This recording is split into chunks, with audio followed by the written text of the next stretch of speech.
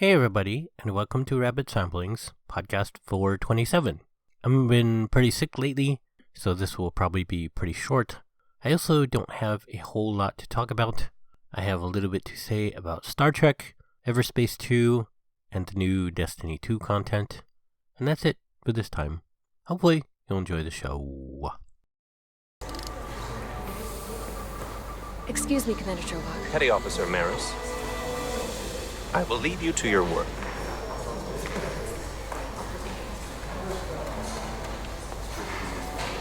I stopped by sick bay and saw Millie. I figured you'd want to know. Did the doc get her fixed up? She's stable, but there's something about the storm's radiation that's making it hard to heal the energy burns. That doesn't sound good. She's toughing it out. Dr. Duvall said she'll be back on duty soon, though. Come on. I have to run the final diagnostic. Star Trek Resurgence came up in a recent Steam sale for the super low price of like $6.50, I think it was. So I've been waiting on that one and I grabbed it. I had heard it was a super short playthrough and it very definitely was. I think it only took me about 10 hours to complete, so it is really super short. It is a very cool story if you are into Star Trek.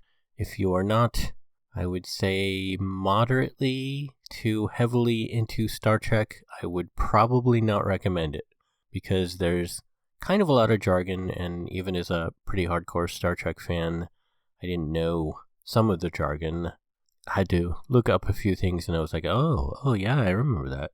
But it was cool that they did have a few references to things that exist in the show lore. But it's really kind of a collection of, I guess you could kind of call them quick time events. When the game would have you do stuff, it would be like, and you can play this on keyboard, but I did it on a gamepad. It would be like, push the stick this way and then press this shoulder button.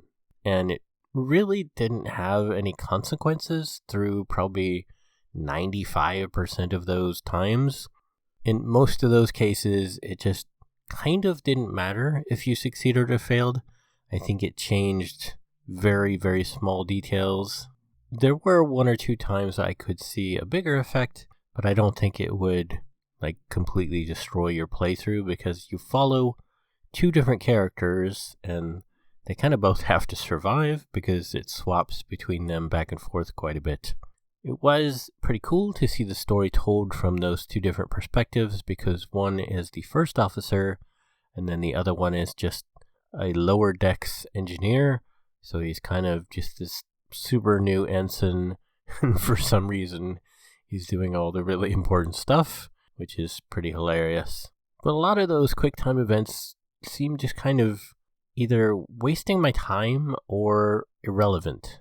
Like there were several times where it would have you do the tricorder and you'd point the tricorder at the thing and you kind of wave it around to find like the hot spots on certain things, and it's like, why am I doing this? This would be much more interesting just to watch as a show. And there were probably a dozen different minigame kind of things like that, which I guess is kind of cool if you're into that sort of thing, but in general, like I said, a lot of them just kind of felt like they were wasting my time, and especially the phaser segments were kind of terrible because the controls were just so bad. It's like it was not really taking any sort of real mechanics from shooters. It's kind of like you would aim and it would go to different speed and you'd point over there and it would go to different speed, and then the guys were coming from different directions and you'd turn your character to face them because they were sort of pointed in direction A or direction B, and you could switch between them, but it was a disaster. So I don't recommend it unless you are a very hardcore Star Trek fan, and even then I would absolutely not recommend paying more than $15 because it's not great. It was overall a pretty cool story. I may or may not remember it for very long, but it was pretty much like an episode set sort of in early next generation era. So that was pretty cool to experience. But like I said, I probably would have preferred that they cut way back down on the sort of pointless quick time events and just enjoyed it. More of a choosing your path kind of game, because there is one segment that's with the first officer and you're in the bridge and it's a pretty intense scene, and there's like choose A or B quickly because, you know, there's stuff going on and you're on the bridge and it's emergency. And then there's choose A or B quickly, and there's choose A and B quickly. And it was pretty cool to see how those choices played out and those differences, you know, made an impact on the scene and both the characters in the scene, because they do remember and sort of play off of the choices you make. And I would have much preferred the game just be that and not have the little quick time things of, oh, something's happening, you have to push the stick to the left and press this button to move their hands that way. It's like, I don't really care about that. If it was a VR game, you know, I might have been into that, but it just didn't seem super fun, and they just seemed so trivial that, again, it was pointless. I am probably rambling at this point because I'm sick, and I didn't write any notes at all, which I usually don't write notes, but sometimes I get extra rambly.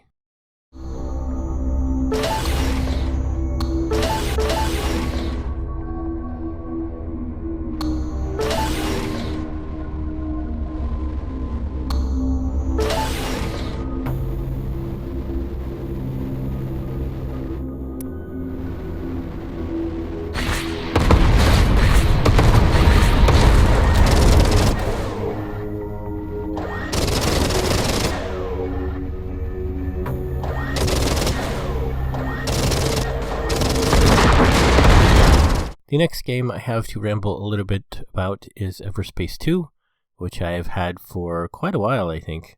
I don't even remember when I picked it up. I think it first launched like 2 years ago, and I waited until it was pretty deep sale, and then I picked it up. And I tried to play it, and I couldn't get into it, and then I just set it aside for a long time. And then I recently started getting into it with a controller, which I would highly recommend on controller. And I have gotten super into it lately. I think I'm maybe halfway through. I don't know what max level is. I am level 15. I am in a tier 2 ship approaching tier 3, although I don't know how I'll get the money for tier 3 because they're really expensive. But it is super fun. The thing I was not into Everspace 1 about was, you know, as most space flight sim games go, it tends to just kind of devolve into fly in a circle, fly in a circle, fly in a circle, get dizzy, stop playing because I'm dizzy and not interested. And this one seems to be much less of that. It is much more arcadey in sort of how you control your ship. It's kind of more like a shooter in that regard, but there is still 3D space. So there is some flying in circles, but mostly it's more like you're dodging to the left or you're dodging to the right, and you're kind of wobbling. You're not always just looping in circles and standing still. There are a bunch of side missions you can do that do various things for various people. Like sometimes you'll go and just pick up an item and take it somewhere else, or it's a mission to go blow up a base, or a mission to go explore this area. So it's all very cool. Lots of different stuff happening. I haven't seen too many systems. I think I'm in my second area. I don't know how many areas there are, but I think I'm still in a pretty low level area. But I have seen a gas giant kind of planet where you couldn't see very far, and sort of the buildings would loom out of the gas, and it was very cool to see. There was another one where I was sort of on a desert world, and you're kind of in, you know, very low, not orbit because you're flying around, but you get the picture. You're not in space all the time, and the locations do vary quite a bit.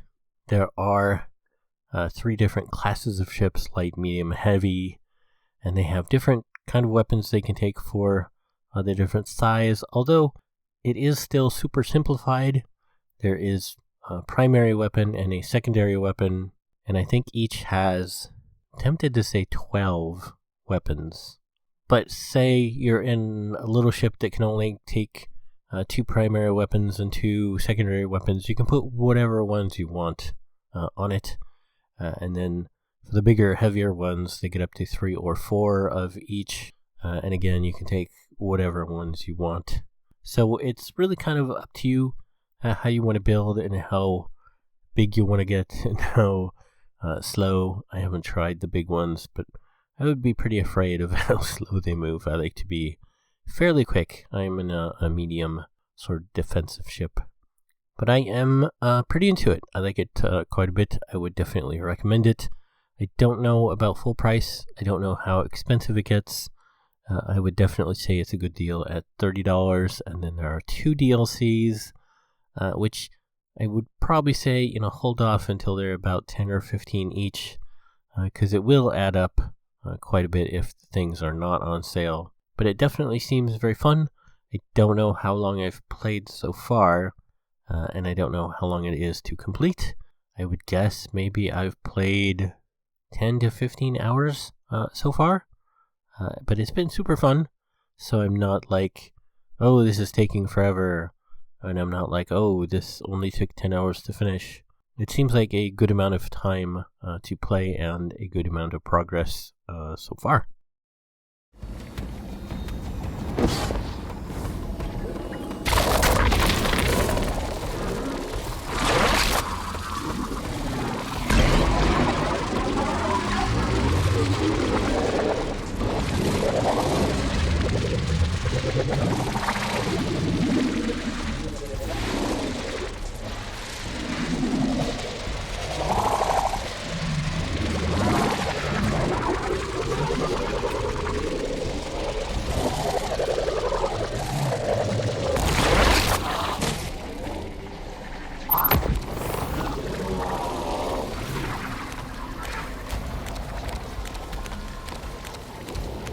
And the last thing I just started at the time of recording yesterday, so I've only played, I guess, maybe 8 to 10 hours total, is Destiny 2's new content. So I'm still working my way through the campaign on Legendary, which is not as bad as some years. This time it is pretty manageable. I haven't gotten super frustrated yet at all. I'm not a huge fan of the new mechanics where you turn into a ball and you zip around really fast. That's not something that interests me. In fact, Elder Scrolls Online came out with something very similar about 5 years ago, which is mind-boggling. In the Elder Scrolls Online dungeon, you turn into a little clockwork-style mouse, which is super cute. They can hop and they can turbo and they can absorb or discharge energy. So the point of the dungeon is that you get turned into the little mouse, you go through these corridors, and you absorb a bunch of energy, and then you go discharge it somewhere, and you might want to, jump over some traps or avoid traps with a boost. And so that seems really familiar for the Destiny 2 content. I would not at all be surprised if that's where they got the idea. And similarly, it's only taken Destiny 2 10 years to do this, but they are finally also getting set bonuses for armor and tiered rating for armor and weapons, much like also ESO has had for 10 plus years. So, Destiny 2 is slowly catching up, I guess.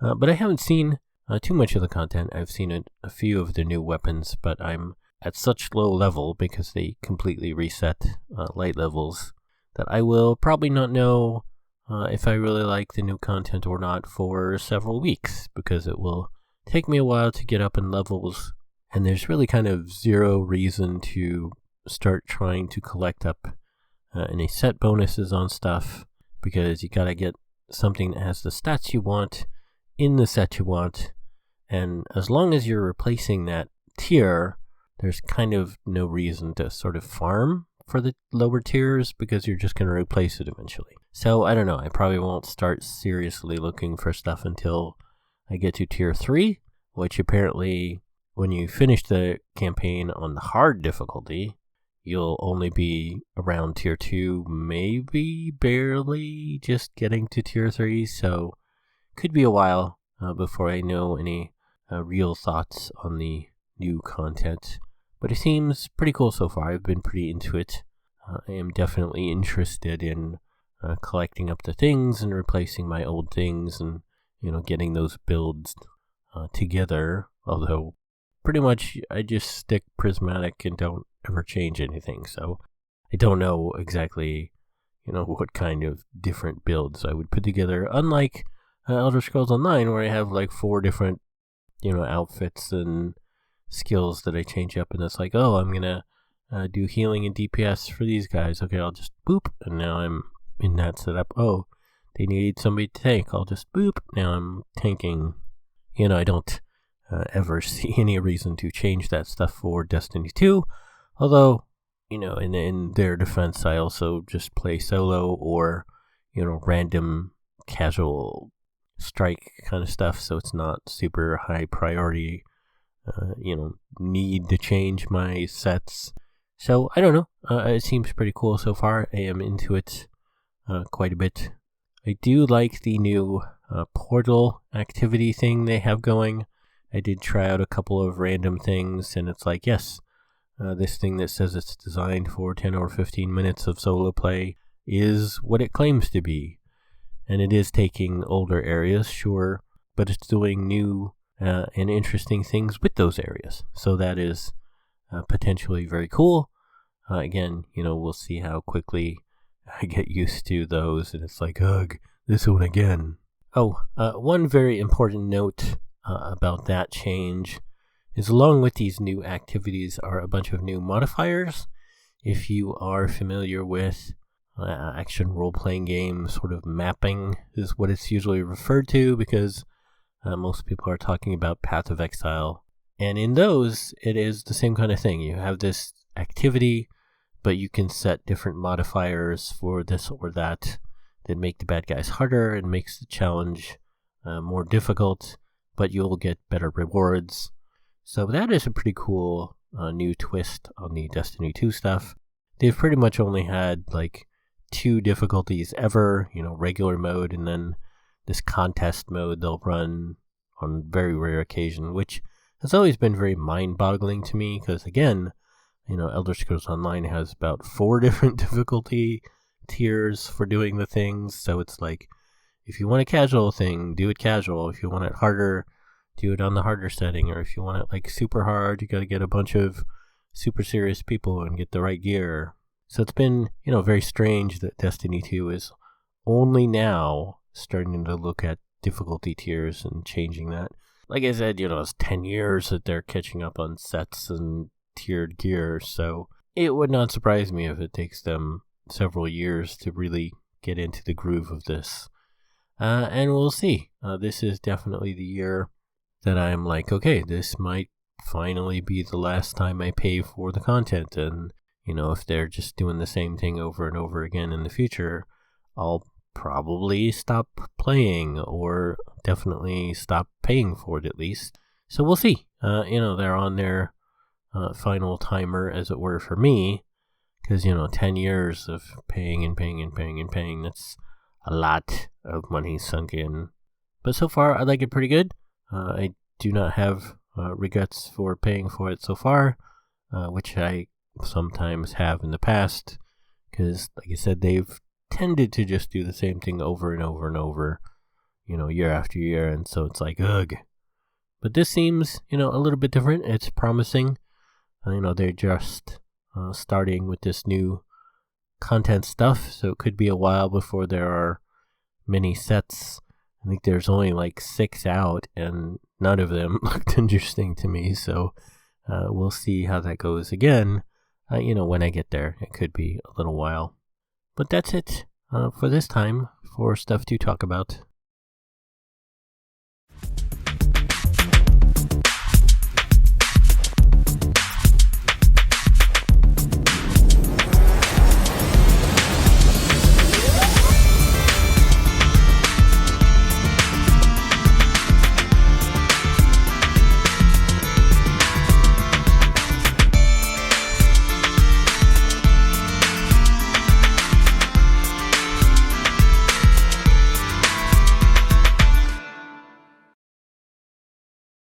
And that's it for this podcast.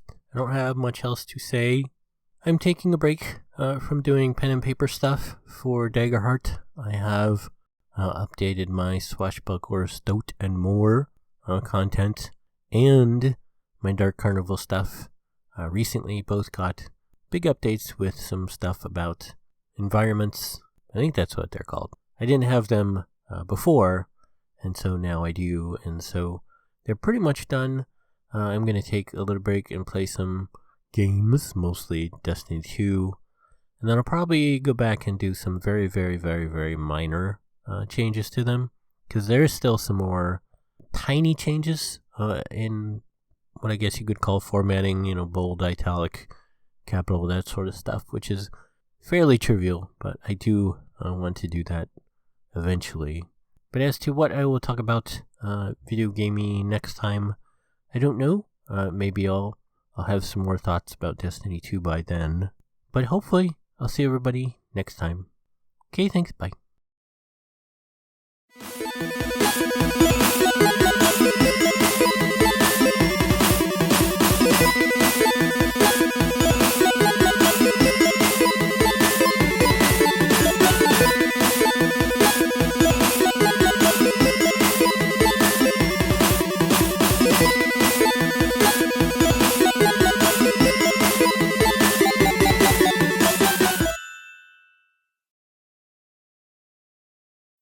You have been listening to Rabbit's Ramblings. If you would like to see the show notes or feed the bunny by sending a donation, you can find the show website at www.rabbit.com/podcast/rabbitsramblings.html. When you type Rabbit's Ramblings, don't use a space. If you would like to send me an email, you can do so at rabbit@rabbit.com. If you like my page, you can also post on Facebook at rabbit.com. You can follow me on YouTube at rabbit.com. I have a page on Patreon at www.patreon.com/rabbit, RABB1T. You can set up a monthly recurring subscription there at a price point of your choice. Be sure to put the number 1 in place of I anytime you type rabbit. Rabbit's Ramblings is copyright Eric Stryker, using a Creative Commons Attribution Non-Derivatives License 2025.